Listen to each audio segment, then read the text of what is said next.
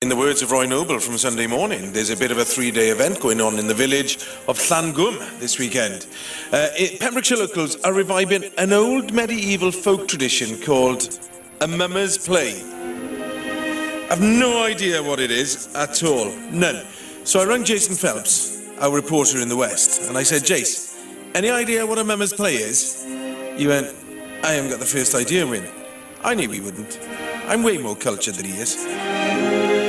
I said, look, get your best medieval tunic on, because I know he's got a selection of them, and then head by horse, of course, to Llangwm. I open the door and enter in. We hope your favour we shall win. So stir the fire and draw the ale. These merry folk shall tell you a tale. Right, my name is John Roach, and I researched mummers' plays, and I found one that had been written fairly recently as a spoof, and I downloaded it just to give me some ideas on how to write a play of this nature. In comes I, Sir David, from Llangwm do I spring. I brought the Scots and the French.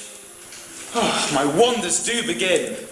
So John, I've not come across a mummer's play before, so what can I expect? Right, now this is a new genre to me as well, so I had to do quite a lot of research on this particular play. But there are many theories as to how Mummer's Play started, but I think it's possibly to do with two seasons, one planting the crops and the harvest, and then a season where there is nothing and they have to store the food to make sure they're all well fed. Because in every Mummer's Play, somebody is actually killed and then brought back to life, almost paralleling the idea that the fields die off and then they have to be replanted in the spring and brought back to life to make sure that the people are fed. Okay, and the first note is that one. After three. 1, 2, 3. Here's 1, 2, 3 jolly ones, all in one mind. We have come here a-manning, and we hope you'll prove kind. Jenny, you're here in full costume, so you're covered in what looks like a fishing net. I can see little bits of map there, and you've got a mask and a green wig as well. So exactly which character are you playing? Well, I'm playing the sea monster.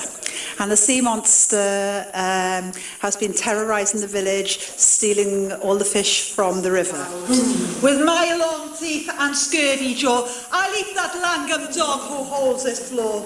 Be he from Llangwm, Yay! Milford, Yay! or Hook, I eat his armour and take him home to cook. So where did this costume come from then? We were walking at the beautiful beach of Barafundle, which is very close to us, and just by one of the bins was an enormous fishing net, all tied up. Somebody had been obviously doing a beach clean, and there it was. And when we got it home and we unrolled it, it was enormous. So we scrubbed it down, and it's been living in the garage because it's still a bit smelly. And we just added sort of seaweedy bits and bits of maps and bits of sort of treasure, which I thought would look as if it's come from the sea, and put it all together. No sewing. Oh, the Llangwm mummers are we. We've come to entertain you. We will bring you health. We'll bring you wealth. Liz, tell me a little bit about the character you're playing in the Mummer's Play.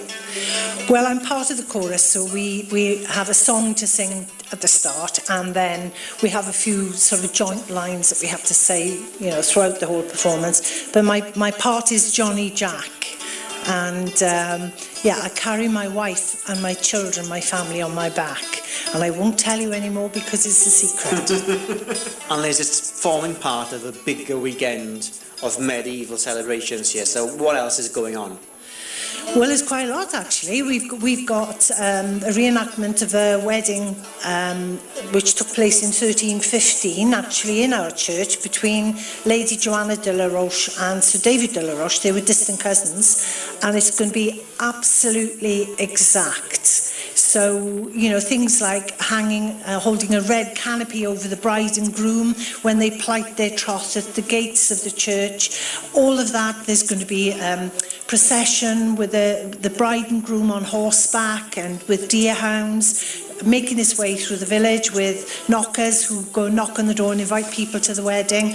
And then following the wedding, we're going to have sort of a photo call and, you know, things like that. And then we're all going to go for a medieval banquet. And that's on the Saturday. The Sunday then is full of other different activities because we've got medieval village on site. So there'll be reenactors and night school and archery and all sorts. Put your hands in your pockets and treat us all right. If you give nout, we'll take nout. Farewell and good night.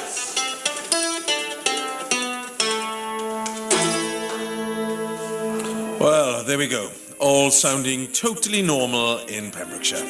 Nothing strange going on there at all. Nothing to see here, totally normal. A regular day in Llangwm. And the festivities will be going on all weekend. And don't forget, you can join them at the Village Rugby Club. Sounds fun though, doesn't it?